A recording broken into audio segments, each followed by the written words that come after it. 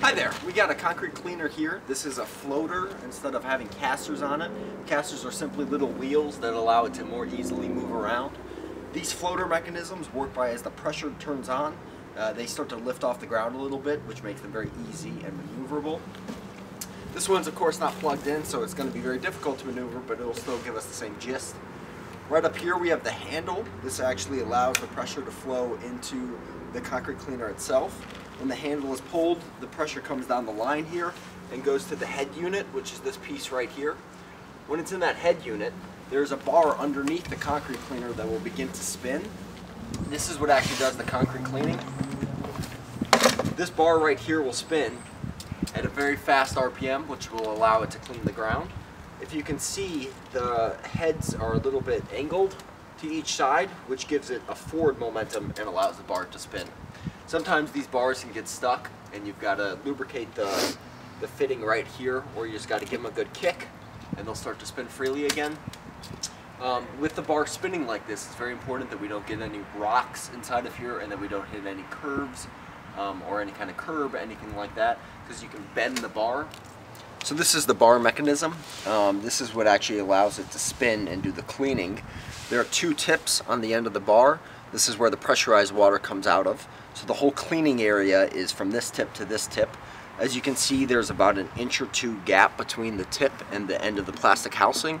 So this is why you have to overlie and clean just like a lawnmower, where you have to go further over.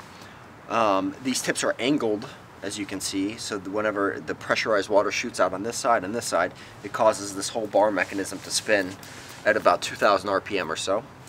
Sometimes this fitting down here can get stuck and the bar won't move. It's best just to spray a little WD-40 down there and then give it a good kick and the whole bar will spin. You have to be careful with these things because it's spinning so quickly. If you hit a hard object or a heavy object like a rock or a curb or a parking stall, you can actually bend the bar and then the whole machine will have to be replaced. When you think of pressure washing, you probably think of a wand very comparable to this. And you probably think of someone cleaning the ground like this. This is a very useful tool, but we only use it for a certain amount of applications. This one's going to be set up for about a 6-foot tall person so that they can rest it on their shoulder when they're cleaning, as to not wear themselves out so quickly. This is really only used for cut-in work. So when we go by with a concrete cleaner, there's usually going to be a little gap between the wall and the clean spot on the ground. So we have to use a wand like this to clean those corners. That's what these are typically going to be used for.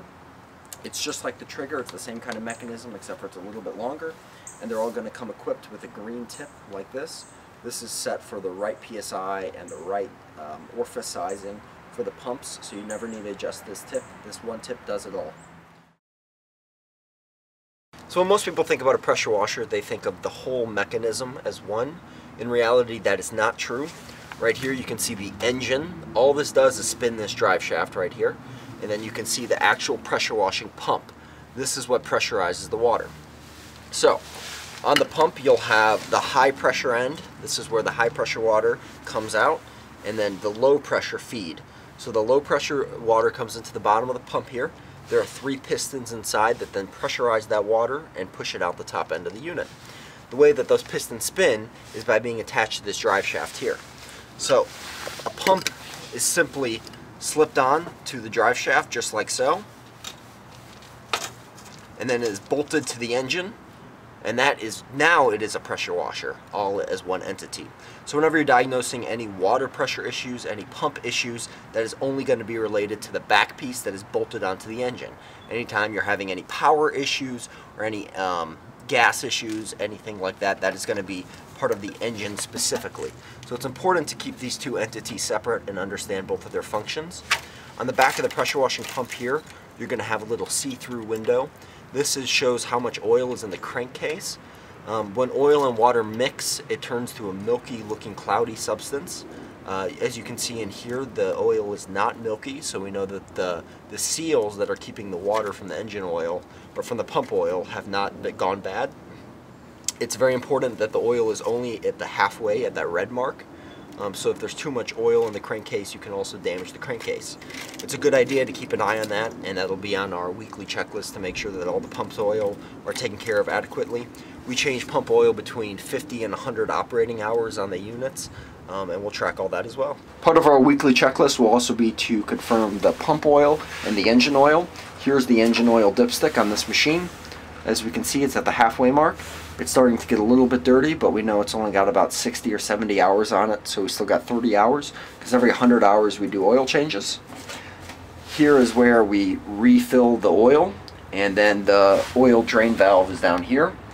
And then for the pump, here is up top here is where the dipstick is. So this is where we're able to check the engine oil level and also refill it. And we do this oil change at the same time as the engine. Part of our oil change process will also be to check the air filter. That's this piece up here. So we simply unscrew this and the whole mechanism comes off.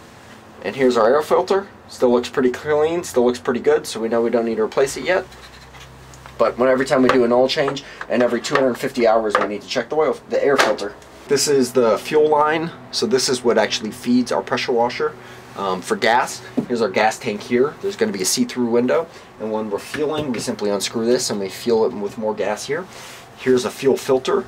We need to, if you're ever having an issue with the engine starting, make sure that your fuel filters have gas in them. So it runs all the way here, and this is what feeds the machine with gas. So unfortunately, when we're working with bleach, it causes a lot of rust. That's what you can see here. So sometimes our choke will get stuck.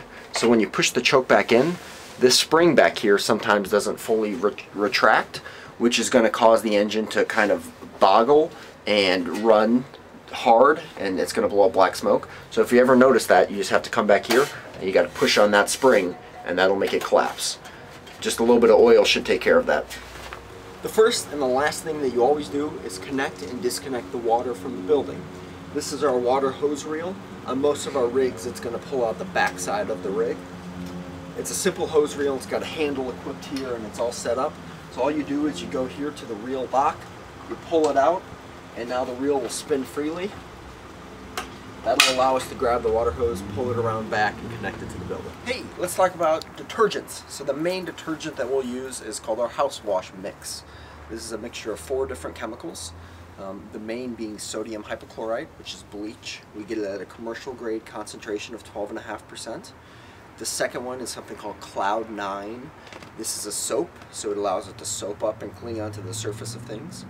The third, called Citrus Burst. This is a fragrancer and a soap and a cleaning compound.